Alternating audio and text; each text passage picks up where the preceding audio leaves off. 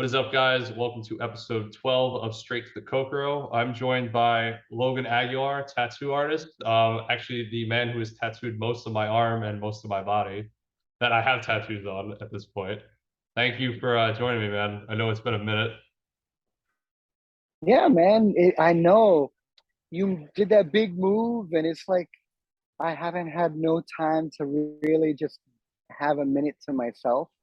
We've been moving a million miles per hour, so it's like finding time to enjoy friends, family, and just smell the flowers is a little difficult right now, but it's good. It's good difficult. No, that's good. I know, I mean, last time we talked, so I remember like one of the last things I remember when I sat down in the chair at the shop was like you had done my hand, which is still probably one of my favorites out of the arm. Like, I'm so happy we did it because I remember I came in and you were like, "You want to do your hand?" And we were talking about doing the inside of my forearm, and I was like, we called like Ellis as the voice of reason between the three of us, and you're like, "You're gonna do it anyway." So we did it, and yeah, I definitely love having the hand tattoo. And Yeah. but I remember last time you were like you were working on your house. You're working on like the shop, if I can mention that. Otherwise, I'll cut it out. Yeah, yeah, yeah, yeah. Okay, You you're can working mention on that. like setting up your own shop, and then I feel like I know Jasmine was apprentice. She's still apprenticing. Your wife? She's still apprenticing. We have a change of hands because of what's happening with the studios. Yep. A good portion of the tattoo artists are going somewhere else, and then I'm bringing some of them with me. So it's kind of like it makes more sense to do everything all in one shop. So we're gonna do that. Unfortunately, Michaela, who amazing tattooer, she's gonna be moving to Florida, which is great for Florida, Yep. bad for us, but bad for New York. But so we're just gonna go through the apprenticeship with her on her own. We were doing it before. Oh, oh, I didn't realize You're good. my the knuckle moved. So that was it. So now we're just kind of like figuring out like what we're doing, but she's doing great. Like literally, she's gonna have her own section of the studio. She has her own setup and everything, but we're gonna be working towards her tattooing, because this is a family owned business. So it's really about like the great artists that are there, but it's more of an intimate experience. So you're gonna have Flip, Steve, Ken, me, Jasmine, and maybe one or two other artists. But it's really not meant to be like how Soho was this giant grand experiment of large tattoo studio. Beautiful. This is more like you're coming to hang out with old friends and do beautiful get a beautiful tattoo done on you and really have fun conversations that everybody gets into. I've watched arguments between Ken and Flip about GT being canon in DBZ, and like I was like, I don't disagree. It's not canon, It's not. Yeah, it's not good. you know. Yeah, so I feel like there's always that possibility that we'd get a little nod to it. Didn't they show like the Super Saiyan 4 in one of the Super episodes? Yeah, they have like super. I don't know if it's heroes, but it's like it's its own thing that they kind of branched off. Like, Yeah, so I, I wonder if that's like a little like clue that they're gonna make it canon at some point, or is it just kind of like that's our own separate thing? We're just trying to milk as much financial I think gain as possible out of it. I think it's more of that. Like, I actually really liked GT. Like, I actually bought one of the DVDs from a comic store in my town. Dude, I liked it. Oh wait, you didn't like it, or you did?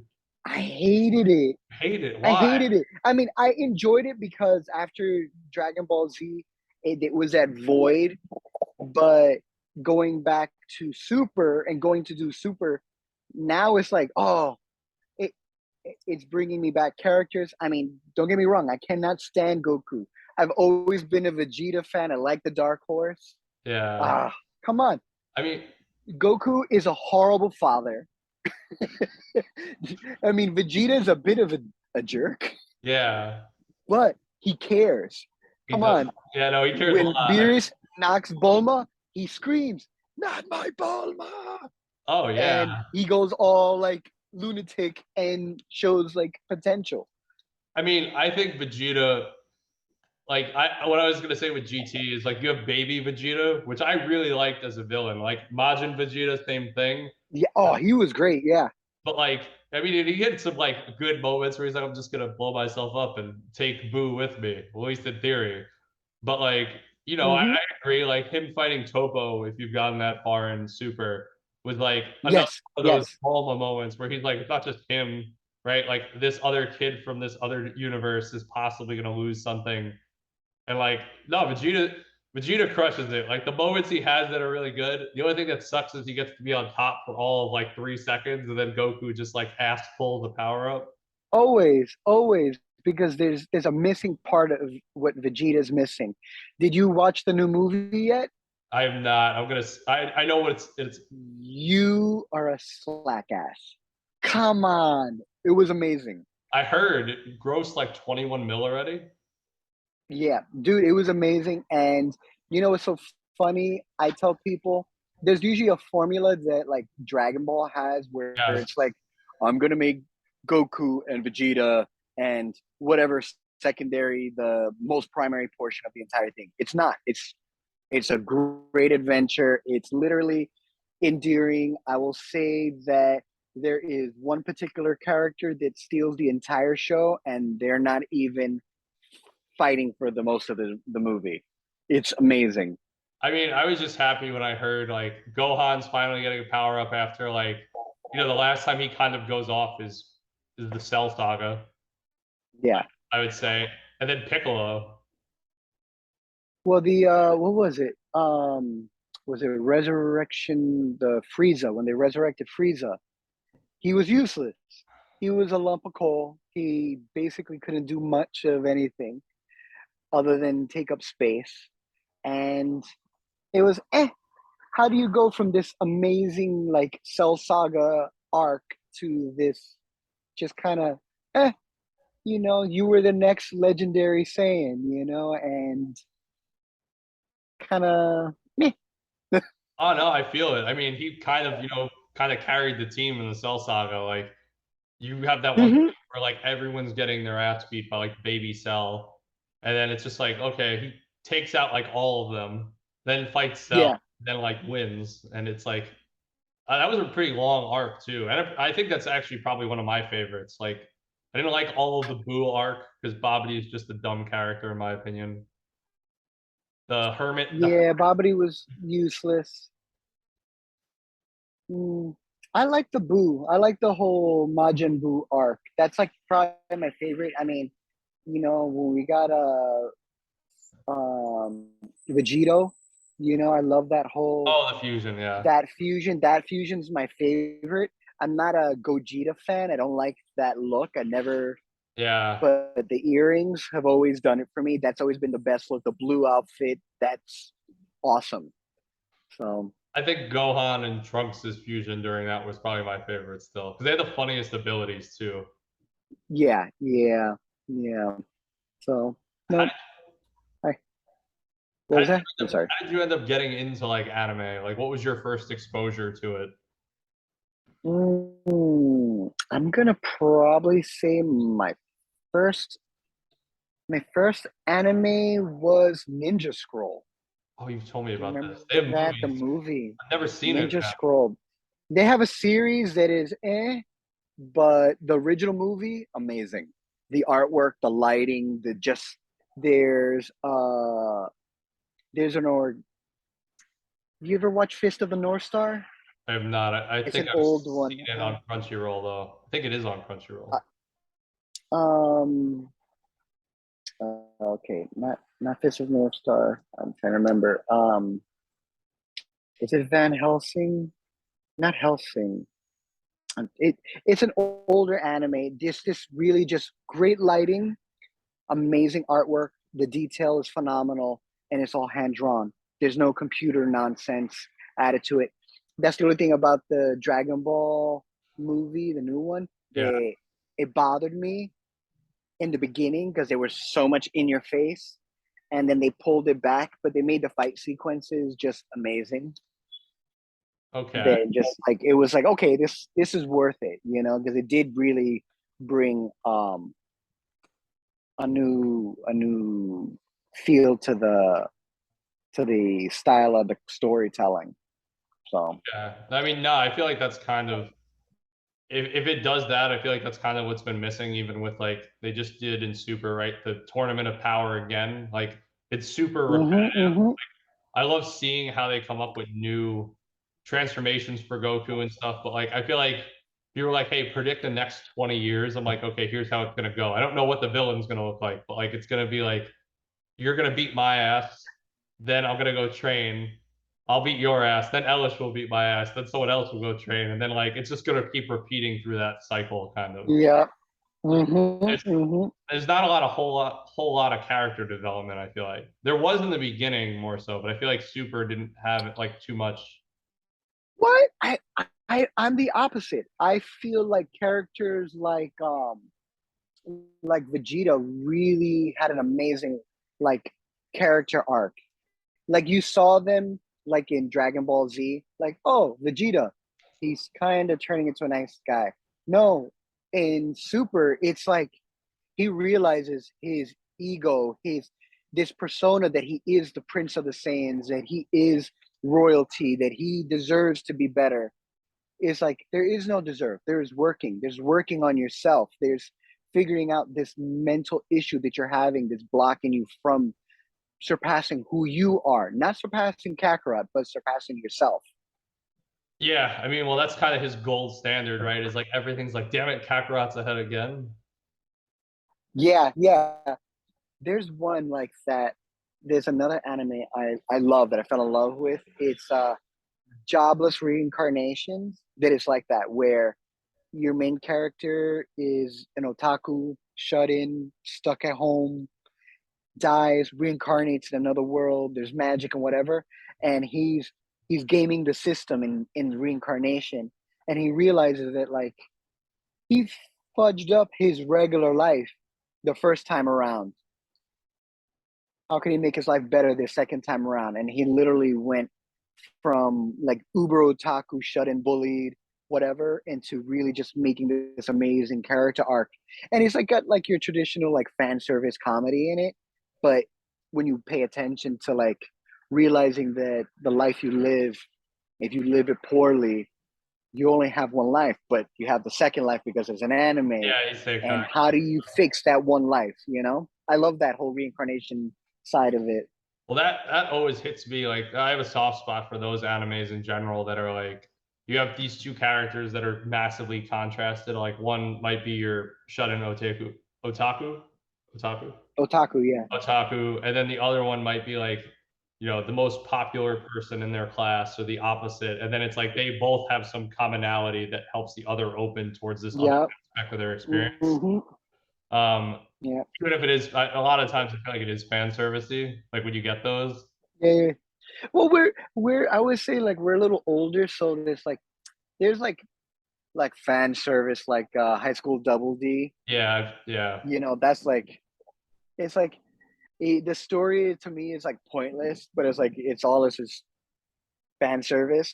But like the one I'm talking about, the Jobless Reincarnation, it has some fan service, but it realistically the story is so much stronger. The fan service is like maybe a quarter of it of like goofiness, and yeah. it's meant for like 10 seconds worth of funny, only ever used for that. And then everything else is like serious story and just like darkness, you know, and just like, oh man, realizing like when you start diving into his first life, you're just like, oh my God, like I wasn't expecting that from something that started showing hints of fan service. And then it's like, oh, this is good writing, actually, you know? No, I'd be curious to hear your opinion on this because I was talking about someone the other day. Like, I feel like in a lot of anime, there's obviously things that are like overly sexualized, like at times, and Yeah. it's not like the entire anime might be fan service, right? But like you're saying, right, there might be a scene in a really good story that you're just like random butt, like or like something goofy like thing, and it's just like it's there to add, and the character maybe gets embarrassed, or the other character that sees it, but it's not the whole thing. Like, Yeah, yeah. I, That's like Heaven's Lost Property is a lot of that goofy butt and boob jokes and everything.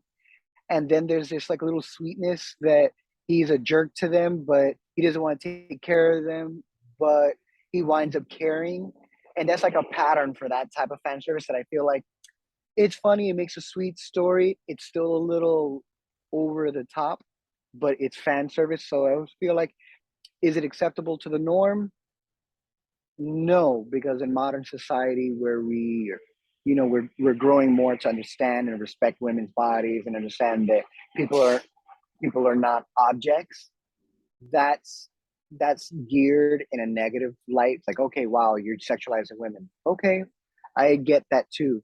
So it's not for everybody. Now, my woman who is like my wife, sorry, woman, my wife who's an avid feminist will say no to almost 90% of the fan service stuff because it's gross, can be very gross. And it's like, what are we talking about? But Heaven's Lost Property, it's just so damn funny that the fan service is part of the comedy, the gag, yeah, not really the focus in like that's that's all we're looking at. Like High School Double D, that's pure fan service, yeah. you know? I mean, so was Jasmine okay with Heaven's Lost Property? You said? Yeah, she laughs. There's like one episode called the Panty episode that like when we're bored, we'll put just that one episode on just to laugh because it's the goofiest episode you'll ever see. That's no. I mean, I feel like that's like oh god, I forget who it was at the shop. Who has what is it? Pride? No, it's not Pride. The Full Metal Alchemist partial sleeve of the eyes. Oh, Calvin. Yeah, yeah, yeah, Calvin. yeah, yeah. Calvin Yes, told me Calvin. about like Gintama, and like Gintama doesn't is not fan service by any means. It's actually pretty intelligent and funny. But there every so often will be scenes in there where like he'll get a nosebleed because he'll just see like cleavage. But like the other 90% of the time, he'll like have soulful speeches or kind of be like, I guess, a father-ish figure, probably more of a mentor, Yeah, yeah, like yeah, the yeah. other two. But it's just hilarious. Like that's not that, but I do agree with you. I feel like there are some shows where you're just like, nope, this ain't it. Like you're just watching something and it's pure fan service. You know what I do? A lot of times, a lot of people think I'm weird, but I don't watch the animes You first. I listen. listen to them. Yeah. I'll put it on, and if all I hear is exploding things and um like was explosions, just fighting, no real dialogue, no story, I won't physically actually watch it. I'll listen to the entire anime Yep. and I'll be like, there's nothing. It's just I'm gonna beat your butt or sexy drama jokes where that's all you hear. Because like Heaven Lost Property, it's a great example. There's tons of dialogue in it. It's not just boob jokes all day long. And then there's some like High School Double D that if you just listen to it, the story falls super flat. Yeah. I You mean, know, I think the biggest thing out of that show is like you have Rios is the only person who actually has like a relatively decent like she wants to be seen not as like the title she has, but as the person she is. yeah. Like that's the thing Mm-hmm. I can think about. Like he says hope. Yeah, he's hopeless, like the main character. Kano, Yeah. Kano has some positive aspects to her thing with self acceptance, but like other than that, the rest of it's kind of. I would say everyone but the main character actually has probably better stories. Yeah. But I agree 100%. I feel like that's I feel like I still just come back to like Angel Beats, which isn't fan service that you told me about. But I remember when you said you're listening to them. I remember you were tattooing me, and you were listening to the Fate series because I was like, what? Who is like? I had seen the second Fate, but Fate Zero to me was incredibly good. Like Mm-hmm. from a character and story standpoint, like was it Emiya? I think Emiya, yeah. like or not his dad or whoever adopted him. Who's the guy who's Oh, like the mage killer? Kiritsuku. Yeah, his character, man. I loved his character. Oh, he was such a dark and like tortured character. I love that about it. I You mean, know, it reminded me of like Ed and Alpha from Full Metal. How Ed had that like guilt of everything, and how Emiya had that guilt of needing to correct the world's issues because it's unbalanced. You I, know. yeah, I mean, I think they ended that one super well, where like he found out the Grail wasn't what he thought it was, and then he's just like, he made that decision. I won't spoil it for anyone listening, but like, he just comes to realize he's like, this isn't actually what I like. This is not the thing I thought it was. Yeah, yeah, yeah, exactly. At the end, he realizes the importance of what it is to be human, to be more than just a mage. And I feel like that's like the like wow moment. I feel like I then, have I'm sorry to anybody that's listening. I'm not like Trevor. I will spoil an anime for you. oh no, dude, I don't care. Like, I, I love it. There's characters that just stand out to me. well, Emiya Kitsuko is a horrible and amazing character all the way. You know. I think I feel like he's not the polar opposite, but the opposite of like, let's abandon. Like this was something I'll tie into like Gundam Iron Blooded Orphans, which I loved. Is like you're seeing Mikazuki give up his humanity basically to like achieve the goal of like oh god, what was Tekkanen? Yeah. Orca Yeah, no, to achieve Orca's goals. yeah, to achieve Orca's goals, but like you're seeing him like losing parts of his body, right? Like his his Gundam frame is getting more animalistic. Like he has the tail at one point. He got the claws, I think, first. And I just think of like I forget the other mage who's trying to save his daughter basically in Fate Zero. But like he basically gives up everything about being human. He has those leeches inside of him. Oh yes. He's an uncle. He's That's an who it is. uncle. That's his niece. I That cannot remember his but name you to remember to like save. Yeah, but he sacrificed himself, his being, his essence to feed the crest worms. that's what they were, worms. Yeah, but like and it made sense who his servant was too, because that's what you wouldn't tell me when I was getting tattooed. I was like, who the hell is that? But that was a Mm-hmm. good tie-in too, with like Saber's master being him, and like Saber thought she had to fix everything with England, and then like the same thing. The best one for me is the Skandar, Alexander the Great. Oh yeah, dude, he was. That is the best character in that entire thing. You root for him the entire time because he's he's slightly pompous, but he's so new to our world that he's appreciates the little treasures that are like a t-shirt, or pants. He's teaching this little boy who's on his own on Yeah, what it is to live and appreciate everything. that was. That's like my favorite part of the entire thing. I couldn't get into like the other Fate things. I enjoyed the movies. The uh-oh, Stay Night movies. camera's moving, the wind, because I'm outside. Yeah, so they had like these other ones that are correcting the story, Yeah. that we bought the DVDs for them because they were just amazing.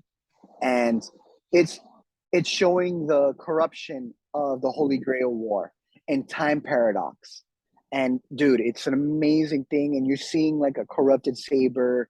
It's just Oh yeah, dark, yeah. and it gets worse and worse. And you're like, it's messing up what we know as Fate Stay Night and Fate Stay Zero. It's correcting all the corruptions in the time continuum. I know there's like Alter Saber, and then like Ryder is with Emmy with Shiro instead. Like Mm-hmm, there's mm-hmm. the other ones. I know exactly which ones you're talking about.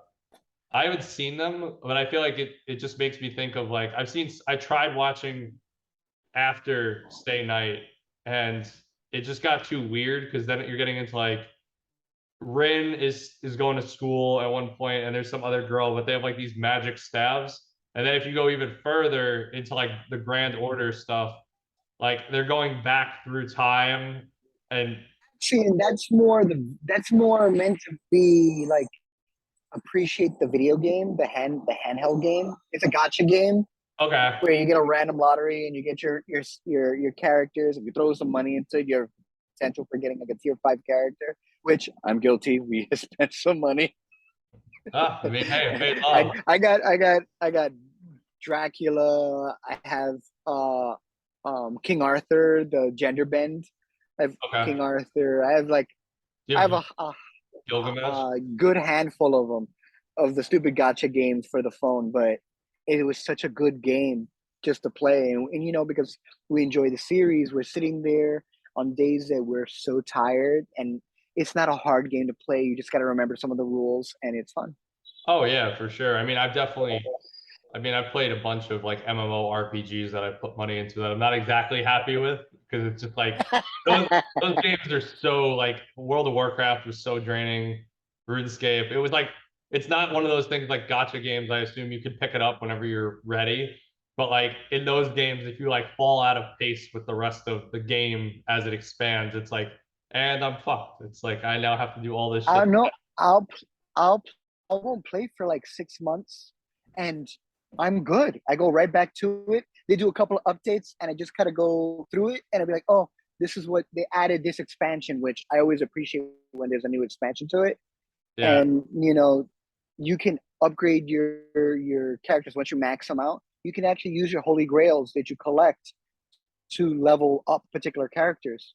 You know that my Artorias is he's OP. That's always fun though. I would say that's like I think that's a really hard anime genre to like get down is like Yeah. the protagonist is OP from the get-go and like no one ever beats them. So like I haven't seen Overlord, but I know that's the main thing of Overlord. Yeah, I watched that one. That one's like that as well. Um, man, you have to jobless watch the jobless reincarnation. Okay. Oh, even better. I got one better for you. If you want to see someone that's not OP and just feel horrible for them, it is called Full Dive. This ultimate next gen full dive RPG. It is horrible. You watch it and you're just like covering your eyes, going, no, this isn't your traditional anime. And you're just going, oh, what are you doing to yourself? No, no, no, no, don't do that. Don't Is it funny or is watch it what you. just like disturbing? No, no, no. It's oh man. Think. Did you watch Sword Art Online? I've seen enough of it, yeah. Okay, think Sword Art Online without the death consequences, but real life consequences in an RPG. That sounds So pretty. like, know how like sometimes you smack a character and you kill them by mistake, and you're a red player for a little bit of time. Yeah. No, now you're a red player You go the to entire time, jail. and that reputation, dude, it is Fubard, and it just makes the entire story that much better. That sounds You pretty know, funny. That because reminds me he's trying to use his normal RPG like game tactics to play this game that does not play like a regular RPG. Oh yeah, I mean, because you're basically like, yeah, you're not able to get a new hand. Essentially, it sounds like. Mm-hmm. You Yeah, remember the game Fable? yeah. I played Fable, and I was thinking of Fallout too, like good bad karma. Yeah, it's similar to that concept of like you go towards this or this, but there's real world consequences added to it. And to me, that's like the best type of game. That's pretty funny. Yeah, I remember because Fable, you could have like certain factions hate you, like if you went Mm-hmm, like the mm-hmm. more bad karmic route, like and your appearance Yeah, would change, and certain people wouldn't talk to you. So, yeah, no, I feel that. yeah. Are there That any was definitely one of my favorite parts. No, I was gonna say kind of like while we're talking about like this is obviously anime, like on the topic of like tattoos you've been working on and projects, is there any like any piece you're currently excited to start or that you've been working on that like because I know at this point for you it's like you don't just do that I know of, correct me if I'm wrong. Like you don't do like you never do flashes at this point or really simple stuff. It's generally there's like a story involved, like you have the consultation with someone. There's a lot of depth to Mm-hmm. what you're doing. Yeah, I tend to be a lot more story oriented as I tattoo. As for like designs, I will tell you that I am actually in love with Chainsaw Man. I Really? want to do a Chainsaw Man tattoo Of because I do. So I like. I'm not known for anime. I can do it. It's in my wheelhouse. There is like a handful of anime that I've done in my lifetime. The last thing I did was a Gojira I on saw a guy's forum. It's probably one of my favorites. But I want to do a Chainsaw Man with a power, maybe a cat thrown in there. You know, there's a lot of just fun elements that my wife, who put me onto it, really, because I don't have time to sit down and read the mangas like she does. She gives me like her synopsis of everything, and yeah. I love the Denji character. I love the dynamics of power, and the fact that they're both demons technically, and they're struggling to be human, to have what it is to be human. You know, I even though they're like both foobarred at this point. I feel like Denji. I was talking to someone about this the other day, and if Jasmine ever actually wants to hop on here, I'd love to have her on. I want to actually definitely get more women, and people outside of like I know a lot of people that lift, and I've had them on, and it's been awesome. But I also want it to be like diverse, where it's like you don't have to be anyone special to be on here, so it can kind of just be like here's a Yeah, diverse yeah, yeah, yeah. variety of perspectives. But I feel like Denji is just like initially, and I haven't read maybe I probably haven't read as far as Jazz, but like he's too simple. He's just like, I just want boob. And then like Makima, meanwhile, is just like a terrible person. She's not even a person technically, but like it's just too simple. I mean, I like Power, like from what I know, and her relationship with her cat, like Yeah, pretty early in the story. But like, I mean, Denji's life just seems like it sucks ass, man. Like, I'm not. yeah, it sucked. And the best thing that could have happened to him was making the bond with the demon. Oh yeah, I mean, Panchita. Like realistically, he would come on. They made him eat cigarettes, and they treated him like crap, and he was living in a shed, lived a horrible existence, and then he died. He was Yeah, dying, and his demon basically possessed him. Right? I You mean, That sounds horrible. But no, then he has friends now.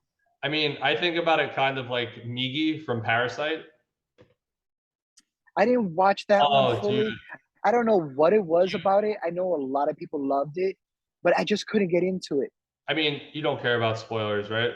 Nah, I'm always good Like with it. Migi saves him towards the end, where like they're unbonded at one point. Or actually, no, what is it? Migi is the reason he's still alive because he took like a rock or something from a parasite through the chest, or it got stabbed by what he thought was his mom. And then I think Migi ends up rebonding with him, and that's the reason he regenerates like a bunch of his organs.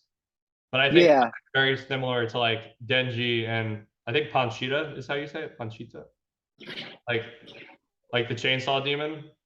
Oh yes. Like Punchy. Yeah, something like that. I like can't even pronounce it. when they Jasmine can pronounce it.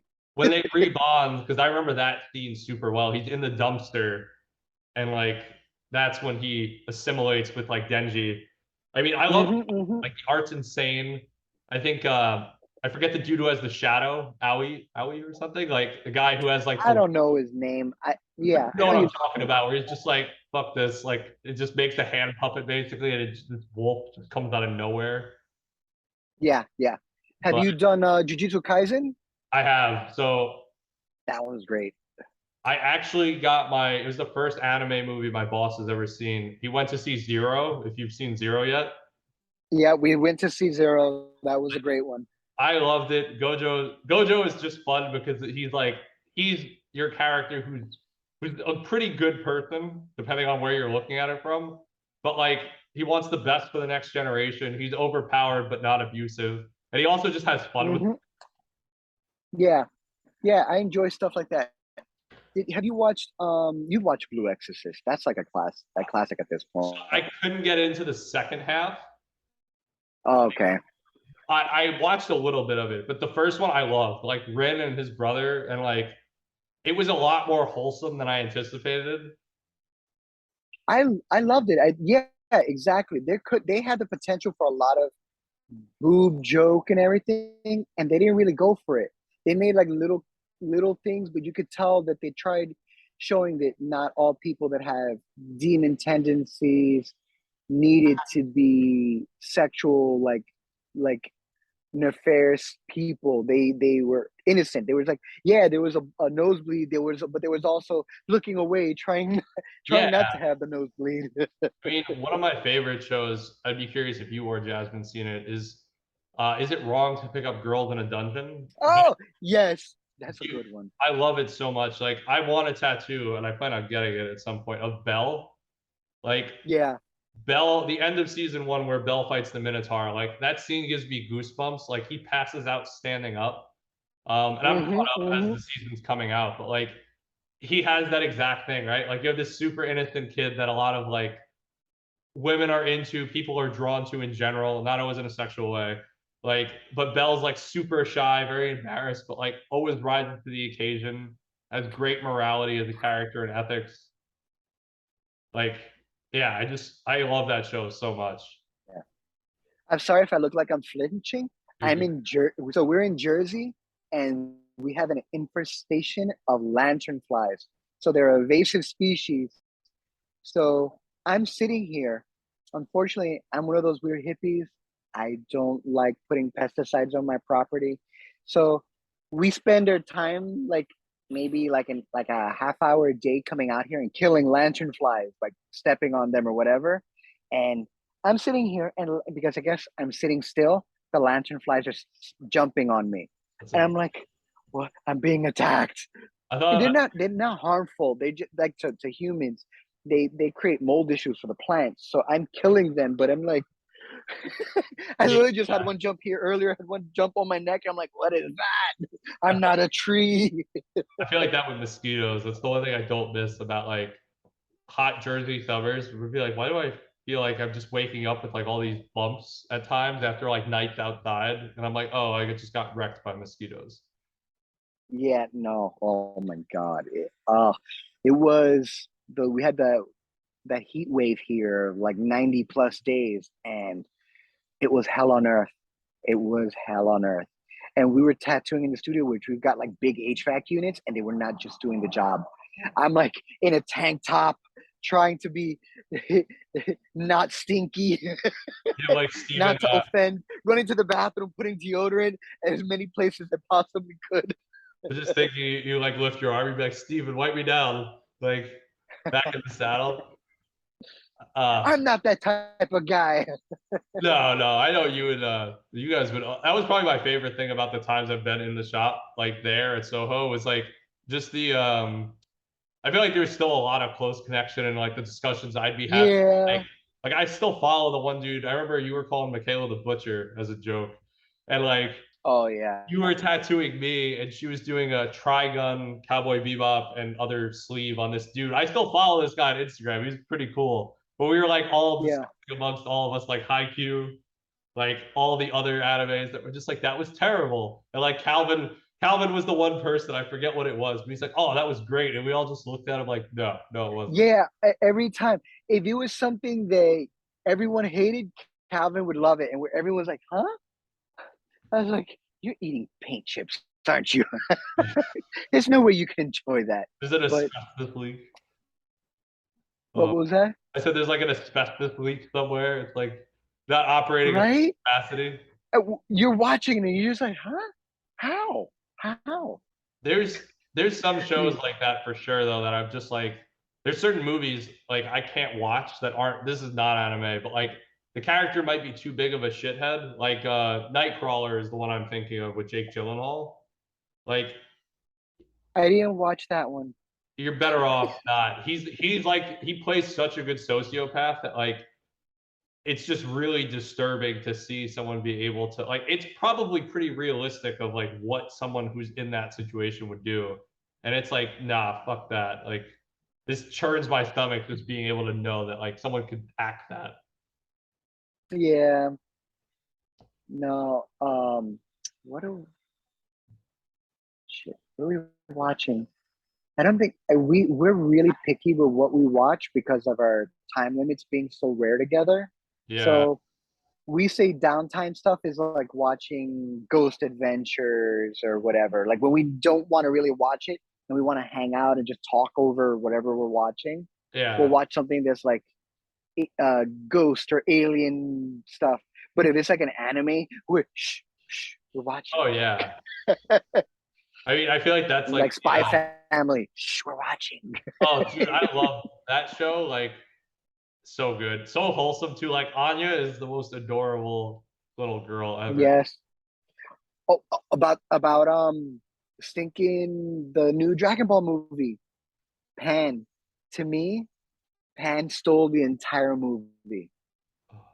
Is that I can watch a separate series with just Pan. I was just like, that's so sweet. I was like, is this what happens when you turn over 40 and all you do is love your children? Is want to watch cool anime with little kids kicking ass? I mean, Pan, I feel like had some moments at the end of Z, if I'm not mistaken, too. Like she could fly by the time she was like a couple of years old or something. I'm thinking Gohan's It, daughter, right? you mean GT? Huh? Maybe it was In It was GT? GT then. Maybe it was GT. GT, yeah, she went on the quest with Goku to go Ah, get him back to okay. normal, remember? That's who has the bandana And and stuff. and GT, that was that. But I the whole ape form and everything that ruined it for me. Really? Like I wouldn't mind Goku and Vegeta and Brawley having their tails brought back to them at this point in time. I would like to see the Saiyans have their tails back because I think Goku is more disciplined now. Vegeta is so much more disciplined now, and he understands himself that much more. That being the great ape would be something to really behold and help them in the series.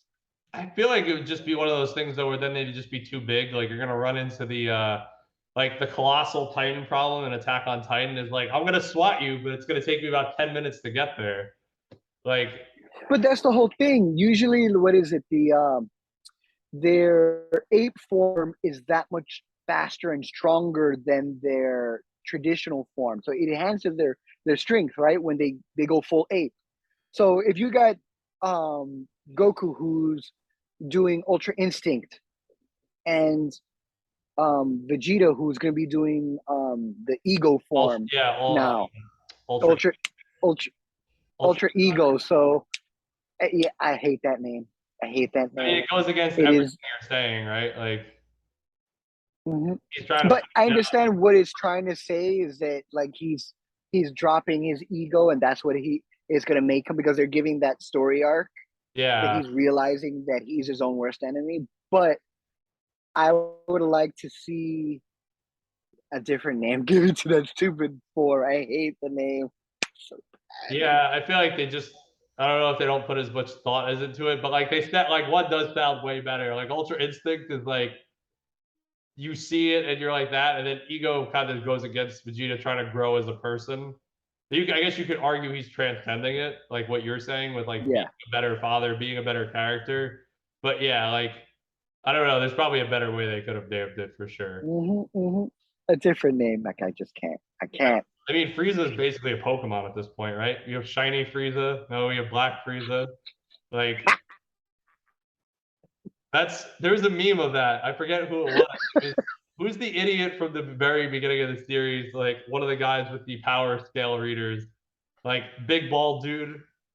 He's like, ooh, Vegeta. Like he's like a very simple dude. Yajirobe? Are Maybe, you talking about? maybe they just have a meme with him. It's like, ooh, shiny Frieza. Like, like it just Oh, good stuff. And I was just like, yeah, this is pretty accurate. And now we have black Frieza. I feel like sometimes they get bored in what they're doing. I mean, I think it's like Pokemon, right? Like they're just running out of like Mm-hmm. Max Charizard. It's like, okay, you can't. You could keep going, but at some point it like loses its luster, I guess maybe. I want to see like more stuff with like Dende and Mr. Popo, Yajirobe, the more baser stuff, you know, Yeah, I instead feel of like like going all crazy. Them training like Krillin. Krillin, think about it. Krillin's a regular human, and how is he going to compete with anybody with assist. Is he turning into the next Yamcha where he's useless at this point? I feel like that way about TN for the most part. Like Exactly. Yamcha's just there. TN tries and fails, but then like, yeah, I agree. I mean, Krillin's role is to get killed and brought back to life. Like that's essentially what Krillin's there for. He's a bald guy who just solar flare I and mean, destructo discs, yeah, I was saying flying energy pizza. trust though this his. I mean, though he does have some like the Android arc, he has some really good moments where like obviously Android, what is it, Yeah, 18? I can't remember which number she 18 or is. 17? She's 16. the blonde android. Yeah, Yeah. 16 and 17. No, Yeah, 18 is actually, I don't what's the remember. big green one, and that guy's pretty cool too. But like he's dead. Yeah, he was a sweetheart character. He was a sweetheart character. Um, I don't want to spoil the movie for you, so I don't want to go in this direction because I will unfortunately let it slip. I will change. I'll change it then. So I guess something I'm always curious about, and I know some of this because we've talked about it, is like you were gonna originally open up a dojo. You were pursuing karate. Like, what was kind of the big was there like a big transitional point or like a series of points for you where you knew that what you wanted to do was be an artist, specifically pursuing tattooing for the most part, despite doing other forms of art? I think the cultural portion really is what really pushed it for me. Loving Japanese culture, art, the storytelling, um, a lot of things because I grew up really illiterate, so reading wasn't something that I had. So a lot of the tattoo culture when I was growing up was a lot of spoken word. Like, we shared the knowledge we had and we put that in. So now I learned through that.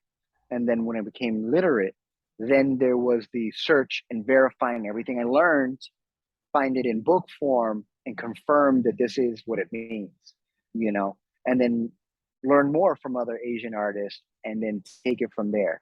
It was honestly probably the search for the hunger for knowledge and education and understanding that I love just learning. How was your so I remember you told me about one of your mentors in tattooing was the dude who was skateboarding around the same time you were skateboarding.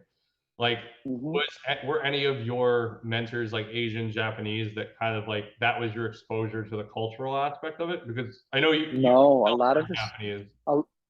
I knew a lot of I knew a lot of Latin tattooers that were into Japanese tattooing, and it was a lot of like hearsay and what I was told and taught, So they knew a lot more traditional American tattooing than they knew a lot more about Japanese stuff. No, that came from my like love and passion of tattooing and talking to other tattooers and getting their information, verifying their information, and then me in my time traveling, getting to know other Japanese tattooers and really like making those bonds, Okay. and learning from them when we finally like made that friendship. Are there any of them that you're still pretty close with to this day? See, I'm a bit of an otaku, so I'm kind of like behind it, a wall all the time. Um, I would say I'm not close with a lot of people, but I I keep tabs. Like I talk with people online, of course, and we talk about art and different things. Because I'm soft spoken and just a little bit more reserved, it tend to be a little bit more open to me.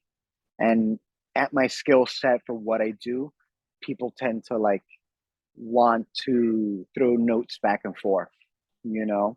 No, for sure. I mean, I didn't know all the stuff that like as far as like the art of tattooing, like just remembering when I had like the colors I wanted and my expectation of what I thought, and you explaining like skin tone variants and like how it's gonna actually like I still to this day the funniest thing to me was like you had the color for the horns on my shoulder in the jar, and then I was like, there's no way that's gonna look like dried bone. Like I can't see like this because it was such a solid pigment, right?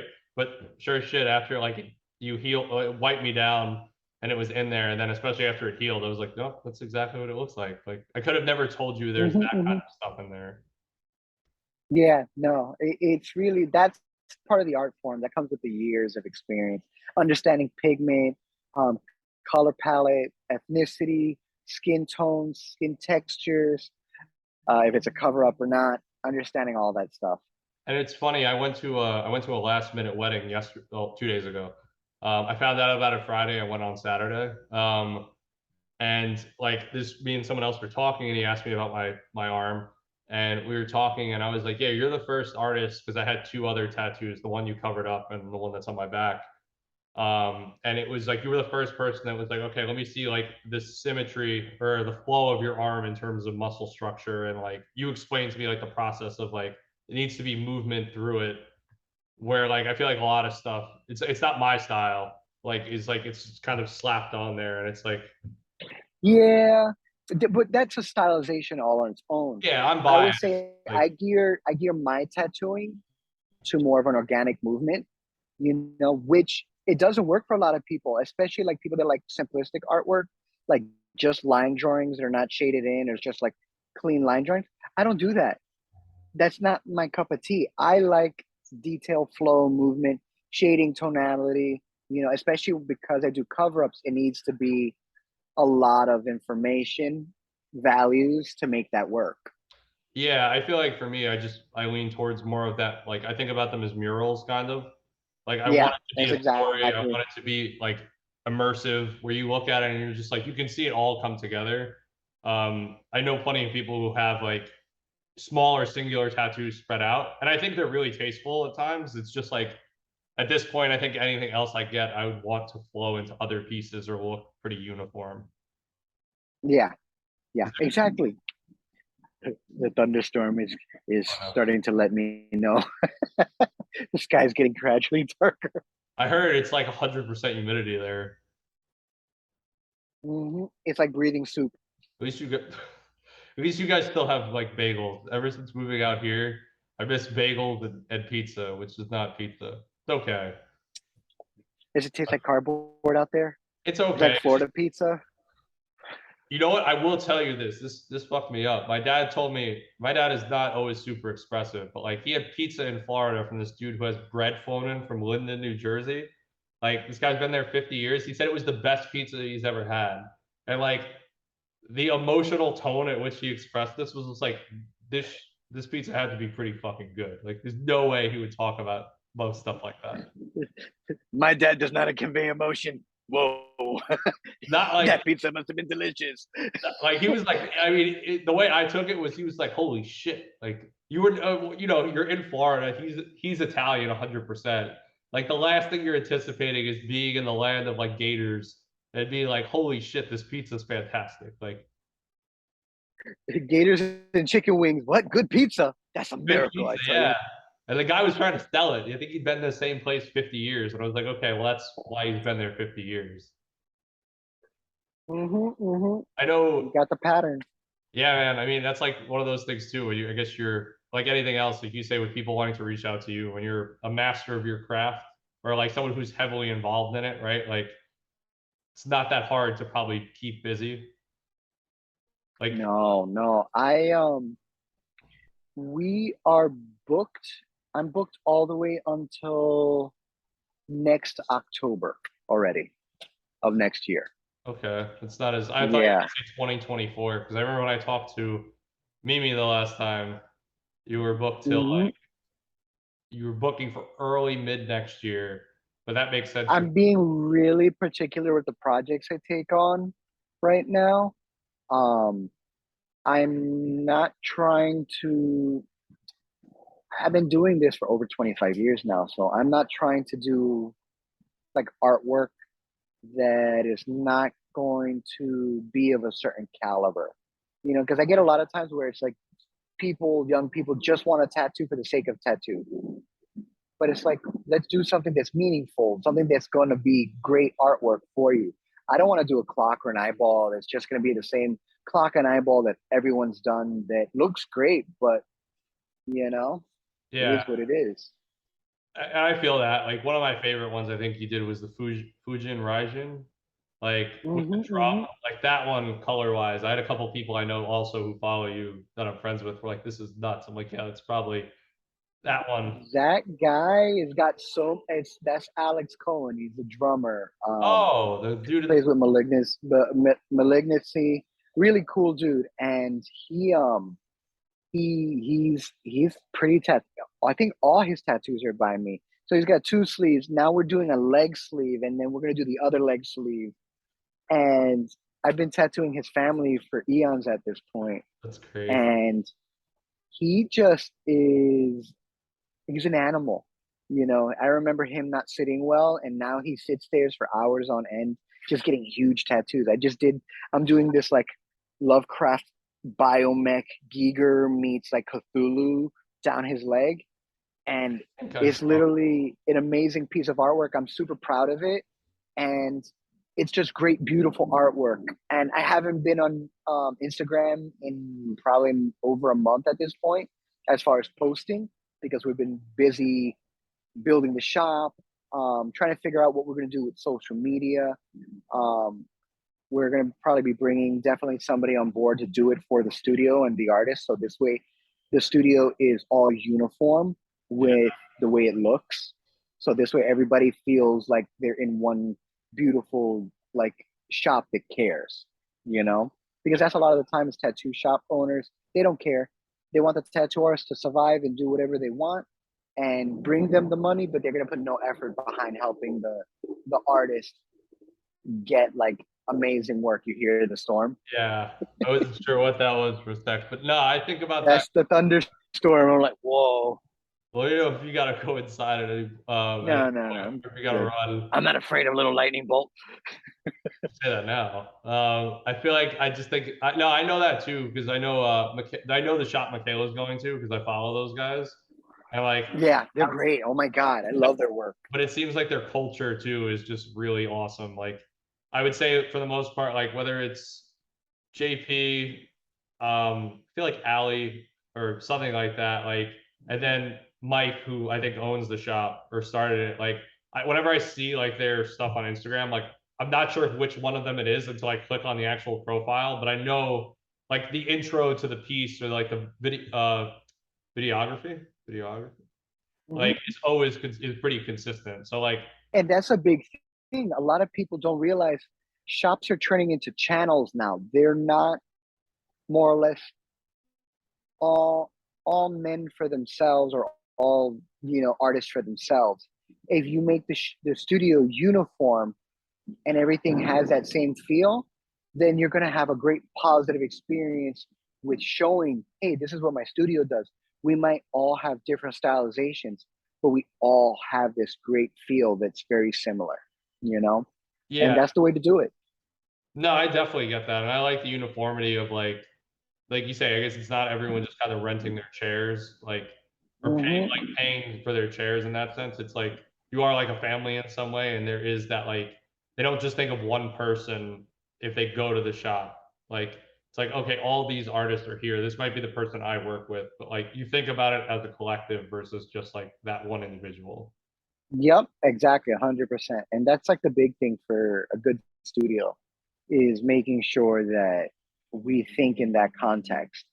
Because a lot of times, there's too many times where tattoo shops make it about the money. Yes, it's important. We got to pay the rent, but the artwork really is should be the first thing because that's what the client really is there for is the quality artwork and the experience.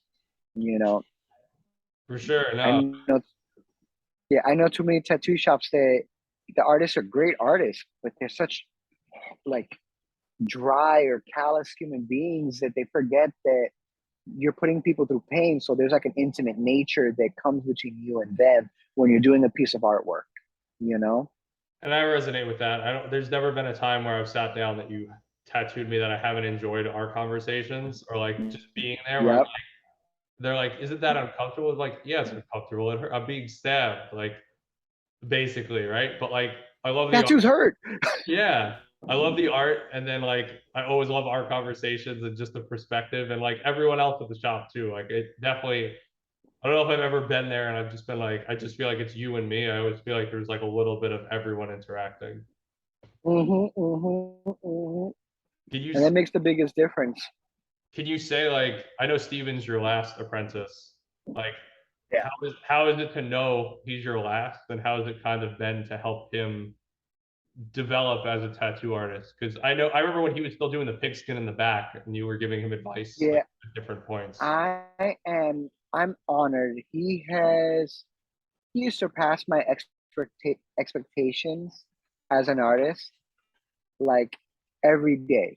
You know, every time he does something, he's growing, he's pushing himself. And we have these really like great heartfelt conversations about art theory and design and the morality of what our jobs are as tattoo artists, because a lot of people don't realize this. There is a moral understanding, and there's some people that don't care about the morality of what it is to put art on people, but I always approach it in that context where there is a little morality of, would I be able to do this tattoo and not be ashamed of it later on in my life? You know, if I did, a tattoo that I feel is going to make someone look bad, that am I myself, because I'm the one they're coming to for the service. Am I going to be okay with knowing I put like The walrus on my chest that you won't give me? No, just no, like a vulgar tattoo, like you've seen the pornographic tattoos where there's like a penis getting blown and stuff like that. I couldn't do that. I myself come at that is like, this person might have a life change, might think differently in 15 years, and that's going to be the biggest regret they have. And I'm the person that did that, you know? I totally get that. And it's not my place to tell them what's right or wrong. My thing is to facilitate beautiful artwork, but am I, as a moral person, going to be okay with doing that to their bodies, male, female, whatever? Am I going to be okay with knowing that I potentially did a piece of artwork that could affect how they're viewed and how they view themselves later? I do cover ups for a living. So Yeah. am I going to be able to look at it in that context where, are they going to need a cover up of a tattoo I did because they feel shame? Well, I You mean, know? I think about it too, is like it's a collaboration, right, between you and them also. Like, Mm-hmm. are you gonna do as good of a job? Like, this is unconscious probably for most people too. Like, you're not gonna be as adamant and passionate about doing a piece you don't believe in, that's doing right, that you're just doing for the money, versus someone who's like, I'll tattoo whatever. From like going, I guess that's more of an ethical thing before that. Yeah. But like, Mm-hmm. even that standpoint, right? Like, if you're like, I don't want to tattoo that penis or whatever, like, it's like, okay, well, not only am I not as invested in this process, but like I don't wholeheartedly feel like this is a reflection of work I'd want to do, because it still comes back to you, I feel like, at some point. Yeah, I look at it in the context of, no matter what I tattoo, I'm gonna do a good job of it, because I love my craft. I'm more concerned of the repercussions that comes from the tattoo itself and what it caused the person. Because Okay. no matter what, I always joke around. If I'm going to tattoo a balloon, it's going to be a gorgeous balloon, 3D and whatever, so on and so forth. But I wouldn't just tattoo a balloon, because that's not who I am as a tattooer, you know? For sure. But I want to create art that really speaks, you know, message to the person's being, their philosophy, their id. My buddy Alex, he has one sleeve already of Lovecraftian demon gods, and then we're doing a Giger Cthulhu leg, which is all also Lovecraft based, and then the other leg is like bioorganic, like HR Giger, so it What's all like what's it a all like oh, sorry. love. What happened? What's Lovecraft type stuff? Um, are you familiar with Cthulhu, the big monster of the Yeah. deep, Yep. Azathoth, like all those big, like those like occult style demons Like of demonology of of stuff. his it is like a demonology, but it's like realistically, it's like it's storytelling. It's a Okay. fiction that people really took way too. It was ahead of its time when he wrote it, even though he was a racist. You know, Hmm. it was, you know, it was ahead of his time. So I always tell people like that's like what you have to understand. Like, do I condone and support his way of thinking about people? No. I understand the literature he wrote as far as his storytelling, but Yeah. his views, his ideology, that's not my cup of tea. My cup of tea, you know? Yeah. No, I get that. That makes sense. I mean, I feel like it's just also context, like what was the time period? It's like, yeah, that's not going to happen now, or it can, Yeah, right? But it's like it's going to be received in a very different way. yeah, exactly. That's like who is it? The author who did Samurai X. I forgot. My wife was telling me something happened, and he either I can't remember. He was either a sexual predator of some kind, or he did something. So he got canceled, and nobody like they were banning like people like dropping his books from their catalogs for like their libraries, their personal libraries at home, in support of not supporting him. Yeah, But yeah, if you have the books already, you appreciated the nuance of the story, the literature. Yes, I get it. You already gave money to him, but if you get rid of the book, you're devaluing the literature. I understand that, yeah. but it doesn't mean that the literature itself is garbage. You know, No, I, it's like saying the Bible, even though it is a book really written millions of years ago, because it talks about stoning women and anti homosexuality, that we're not going to have people reading it. yeah, To me, that's ridiculous. You choose, you do whatever you're gonna do, but it's your choice. And it's the same thing with saying no more to Samurai X. It's like, but it's still a good piece of literature. I appreciate that manga. I appreciate that artwork. I grew up with Rurouni Kenshin. I loved yeah, that character. You know, the writer might have been a horrible human being and did something horrible, and I don't support what he does and what he did. yeah, I unfortunately understand that the book itself to me is more like part of the public sphere. It belongs to the masses. It doesn't belong necessarily to the writer anymore because it's in the hearts of those that appreciated the books. I You mean, know? I grew up on Kenshin for sure. Like, and I think like what it does is it just leaves a bad aftertaste in your mouth for your perception of him. Like you're saying, like it's one of those things where you just always know the caveat is like the dude's a fantastic writer, or say even like actors, in Hollywood, right? Fantastic actor, terrible human being. You can admire the talent the person has, but also understand them as the way they exist as a person is not the way you want to live. Like, are not the things that you align with. Oh, there we go. It, I think my Wi-Fi just shut off in the house, so because we I oh yeah, the Wi-Fi shut off. I think the electricity went off in the house. Okay. It'll come back on. It's the thunderstorm. Yeah, it got a little hairy out here for a minute. Um, no, I agree. It does leave a bad aftertaste, you know. But I did something recently. I've been doing Berserk. Oh yeah. Oh man, that is such a hard and like manga to do. It's Reading it. intense. Yeah, there's violence, there's sexual assault, and it's it's intense. It's one of those things that I'm like, I grew up on like good horror and like stuff like that, and at an older age, I'm looking at it with different eyes, and I'm just going, like, is the guy who wrote this manga? He can't be a bad person.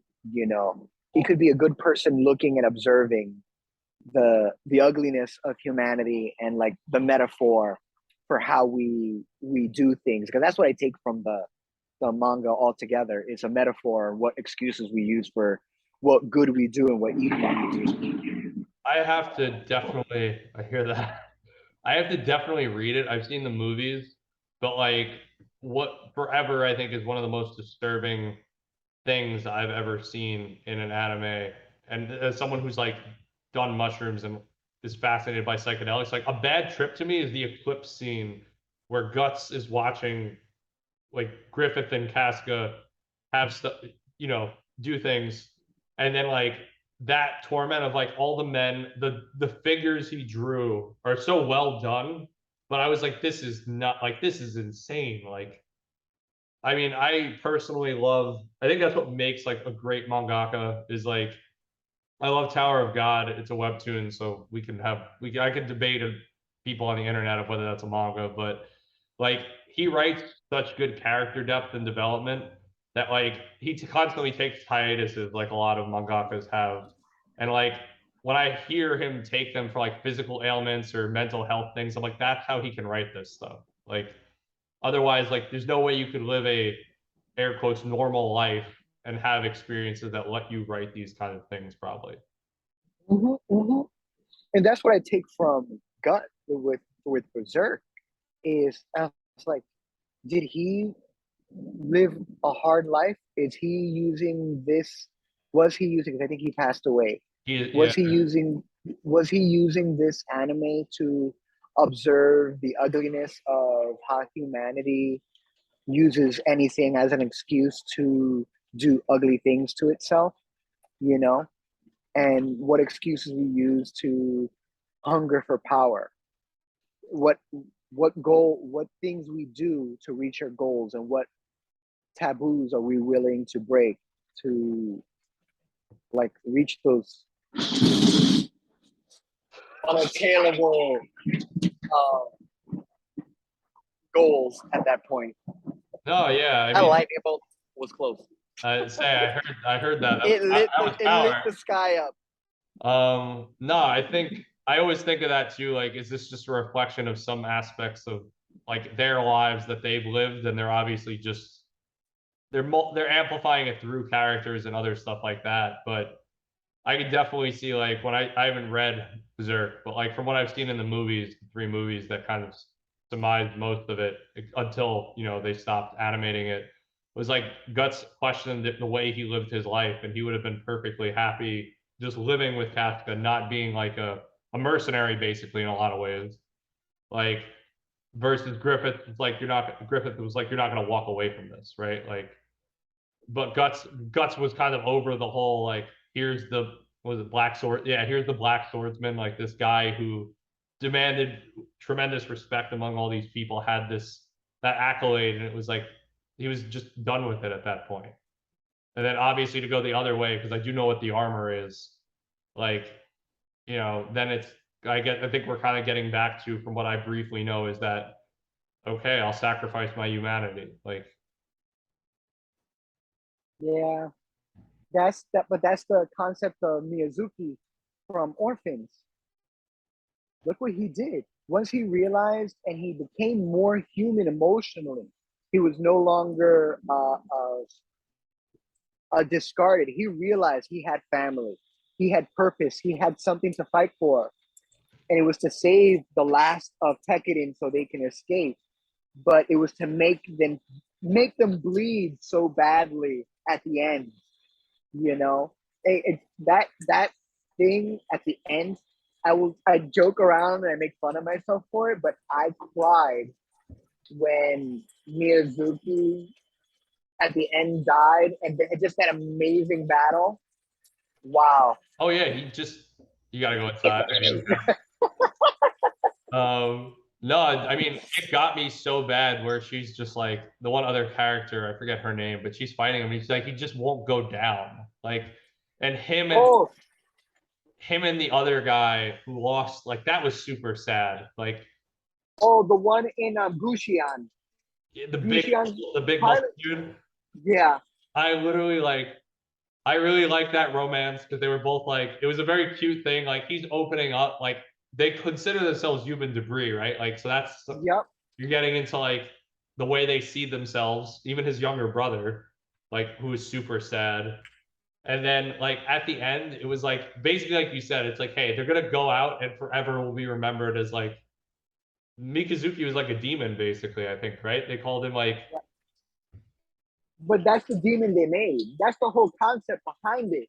You you realize, like, I look at it in that context of like, you made these demons, you made them these these things that you so vile and fear, and you villainize. You know, these are things that you did, and the ugliness of politics that adults play upon children. You know, it was such like a social commentary for today. You know, and I love Gundam for that because it was always giving that little bit of social commentary and building. My son's watching that one with me right now for his first time, and he's 12, and he's like, it's so heavy, Dad, and he loves it. He's all about the Barbatos. So I have, and I build gum pail with him. So he has his own gum pail, and I pick up my own, and we're building the same gum pail together. And it's real cute. It's our bonding time, you know. But I tell people like, there's this depth to great anime, like Full Metal Alchemist Brotherhood, that tells a story that teaches moral lessons of sacrifice, love, honor that anime and manga really just we miss in modern culture today. And the Japanese really do a great job with telling these stories, or the Asian culture in general does a great job with sharing that with us. I think Because China, as well, is pulling out some amazing like manga right now. So it's stuff that I can't, unfortunately, because I would joke around. I say I have a very American ear, so pronouncing oh like names from that area are horrible. Even Japanese folklore, you know, it took me years to be able to pronounce shoki properly, and I still worry that I say it incorrectly. I'm there with you. I can't say I always say it's Kinokuniya is like the bookstore, Yeah, but I always say Kinokuniku, and my one client messes with me for that. But like, I feel you. I mean, I've tried watching The Last Summoner, which is Japanese, and I just can't listen to it. It just, I'm sorry, it's Chinese. It's Chinese. The dialogue, just after watching so much in Japanese, like I listened to it, I was like, I can't watch this. Like, I don't know if it's like it's the tonality of it in total. Like, I just don't resonate with it. But I do feel what you're saying. Like, there's nothing else that's like let taps into my emotions the same way they do storytelling in anime. Like, I had just Your Lie in April. oh yeah, yeah, yeah, yeah. Good, so good, so. Did you watch oh You want to go inside? holy I'm probably gonna let you hold on one second. This is my wife's Holy my wife's crap! huge. That's her manga collection. That's a small portion of it, I see Berserk. and That's insane. yeah, so that's her little collection. I feel like does she have the quintessential quintuplets? I feel like I know the color coding of the books on the very top. Where? So the shelf to your left and the top row, I see Ray. I see a Ray figure from Evangelion. Yes, she has the Full Metal. And then right above that She on the has top, it's like Evangelion. these multiple colored, like crayon colored ones. Yeah, I feel like These the fruits baskets. that's Fruit Basket. Okay. I wasn't sure what that was. Yeah, no, Damn. that's the. She's really the person you should probably be interviewing for this, because this is her bag. She knows this like left and right. She's so much more like in the know than I am. No, if she's ever down, yeah, I'd love to have her on. That's cool. I think about buying manga sometimes, and then I also think about what I would how financially I don't want to hit myself in the face. Like If you don't have bookshelf space, don't do it. I have bookshelf space. That's the most dangerous thing. But I feel like I know you're going back inside. I feel like a good place to wrap up would kind of be what do you so you're gonna have the shop, right? Like what's kind of your goal for the shop and some of like the next, I guess, landmarks in your career? I know you're always someone who's growing and doesn't ever feel like they've gotten there, so to speak. So kind of, is there anything like art styles? I know you mentioned you'd like to do more anime, like stuff you want to explore, dive deeper into if you had the opportunity. Actually, I think I want to go back into doing larger bodysuits and Yeah. telling better stories with my clients. So I have a different like art set now than I did like say 10 years ago. So I want to do more intense, beautiful artwork. Doesn't have to be like Japanese, but bigger bodysuits that tell better stories, you know? Okay. And then I'm big culturalist, so that doesn't mean just like Asian Japanese artwork. It can be anything, you know, that speaks value to culture or value to oneself. That's really what direction I'm going in. As far as the studio is concerned, I just want to make it like a really good vibe for people to want to be there, to get tattooed, to like express themselves, to have just like a great experience that like makes people want to just keep coming back, you know, to even just be there to look at some art, you know, to not just get tattooed, just to be part of community, you know, No, that stepping themselves up to like really do great artwork for them. no, that sounds awesome, man. I know, like, I can imagine some of the art. I definitely, if you when you get some of it up, send me a video because I'd love to see what. But I know, like, I know both you and Jasmine do other mediums besides, tattooing, and then I Yeah, know Steven's pretty. Jasmine's actually in the middle of painting right now. She's doing she was working on a Miyazaki style piece, Calcifer, that is just really beautiful. From what's the name of it? Oh my god, Howl's Moving Castle. There Oh, you go. okay. I feel like I've seen some. Calcifer, the little fire, the fire demon from Yep. it. Yeah, so she's working on that, and then I have a really like intense piece of artwork I'm working on, you know, and I'm calling it Silence. And it's basically it is it's a severed head, you know, and it's basically like it's part of a series of 3 to 4 paintings that I want to do of like how we perceive people and how we at the end rather than be quiet than be perceived in the light that they want to be seen in. Sounds pretty cool. Is it going to be more in that? I know you've done tattoos of like the severed heads before. Is it going to be like along that style, or is it more realism? Is it kind of like its own thing? Realistic realism Okay, realism. cool. So it's more portraiture.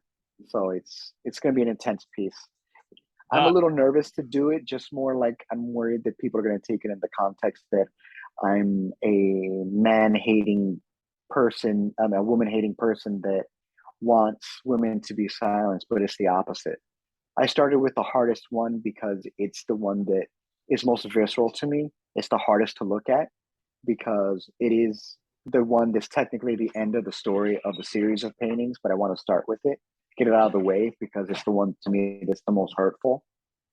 okay. So I want to do that one, get it done with first.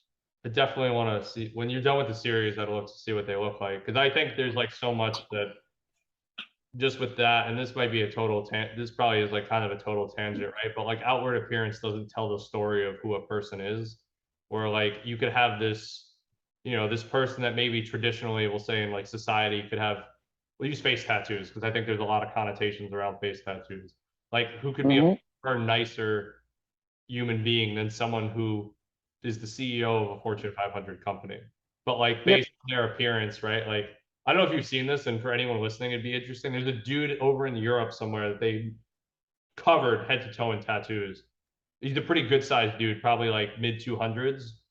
And like they had him go into like an expensive mall with like Louis Vuitton store, and like you can tell security is looking at him. People have these want to avoid him, and then they had a makeup artist cover up all his tattoos. And the way he was perceived, which they recorded both times, was so different. And then like they had him in front of people like wipe off some of the makeup, and they're like, "Holy crap! Like how would you have talked to me if this was how I looked?" Like Mm-hmm. Mm-hmm. it's so different. But like incredibly nice guy, or I guess bloke in that case. Yeah. Well, cool. I've loved having you on, man, and I'm happy we got the chance to connect for a while. Is if you want to be found, I will definitely put your. I'll definitely tag you when I throw this up on Instagram. And I'll put it in YouTube. Your I can put your Okay. website on YouTube and your Instagram. For anyone else that's either looking to have work done by you, connect by you, check out your stuff, where can they find you? Definitely, I would say Instagram is the best for me particularly. And then I will be putting up the studio's Instagram soon because we are building content for it right now. Cool. Well, thank you so much, man. I'll talk to you soon. All right. Bye.